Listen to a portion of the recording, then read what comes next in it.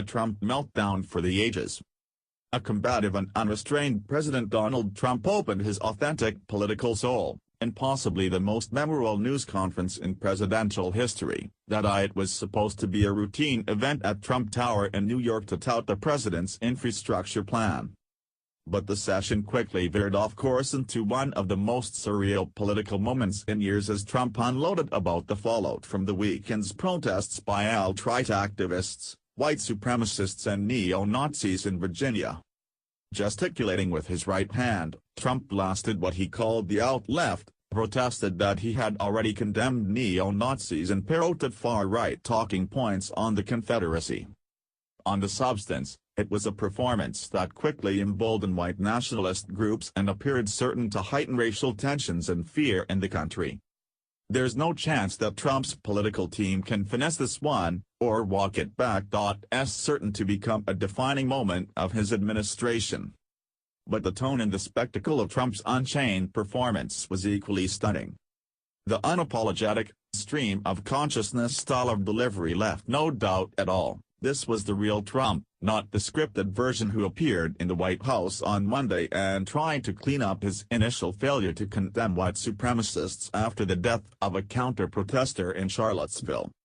His anger emerged in a torrent, as he obliterated any benefit of the doubt he earned on Monday, thought piling on thought, in a style the nation has become accustomed to from his Twitter feed.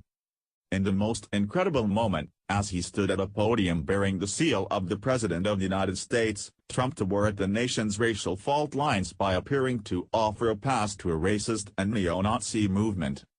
"I think there is blame on both sides," Trump said, returning to his original position about the protest in Charlottesville, saying that an extreme right demonstration in which marchers held torches and swastikas and chanted racist and anti-Semitic slogans contained some bad people, but you also had people that were very fine people, on both sides.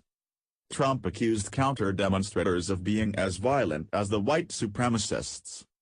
What about the fact they came charging, with clubs in their hands, swinging clubs? Do they have any problem? I think they do, he said. "I think there is blame on both sides," Trump said. The president's fury was first sparked when he was challenged by reporters on his handling of Charlottesville, evidence of how Trump's extreme sensitivity to personal slights sometimes leads him into politically self-destructive behavior. It was a display that will renew questions about the suitability of Trump's temperament for the presidency, and at a time of increasing tensions around the world that will exacerbate fears he will be unable to control his emotions at a time of crisis as commander-in-chief. Trump also condemned efforts to take down statues in southern states dedicated to heroes of the Civil War Confederacy. "This week it's Robert E. Lee. I noticed that Stonewall Jackson's coming down. I wonder, is it George Washington next week? And is it Thomas Jefferson the week after?" You're changing history. You're changing culture. And you had people, and I'm not talking about the neo-Nazis and the white nationalists, because they should be condemned totally. But you had many people in that group other than neo-Nazis and white nationalists. It did not take long for key figures in the extreme right movement to take comfort in Trump's remarks, after the news conference appeared to nudge the president closer to an isolated spot on the far right of U.S. politics. "Thank you, President Trump, for your honesty and courage to tell the truth about Charlottesville and condemn the leftist terrorists in BLM, Antifa," wrote David Duke, a former leader of the Ku Klux Klan, on Twitter. Some of Trump's fellow Republicans were quick to condemn him. "If you are showing up to a Klan rally, you are probably a racist or a bigot," Texas Representative Will Hurd said on CNN's The Situation Room. "I think the outrage across the political spectrum about this is maybe the thing that ultimately unites us." Florida Senator Marco Rubio was also quick to rebuke Trump. "Mr. President, you can't allow white supremacists to share only part of blame. They support idea which cost nation and world so much pain," Rubio said on Twitter. "These groups today use same symbols and same arguments of Nazi and KKK, groups responsible for some of worst crimes against humanity ever."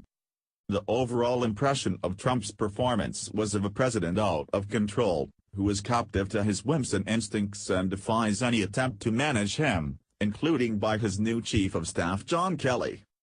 "That was all him, this wasn't our plan," a senior White House official told CNN's Jeff Zeleny.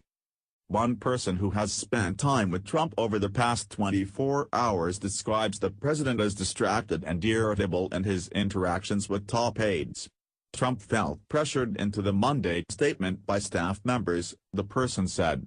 As he went about his day Tuesday, Trump was upset and repeatedly returned to the topic, the person said, culminating in the lobby press conference.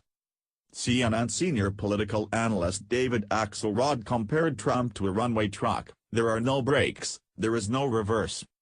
Axelrod also questioned why Kelly and other Trump aides even allowed the president to appear before reporters on Tuesday, given their presumed knowledge of the state of his mood over the Charlottesville coverage. But ultimately, Tuesday's stunning appearance will be remembered for the sentiments that passed the lips of a president of the United States.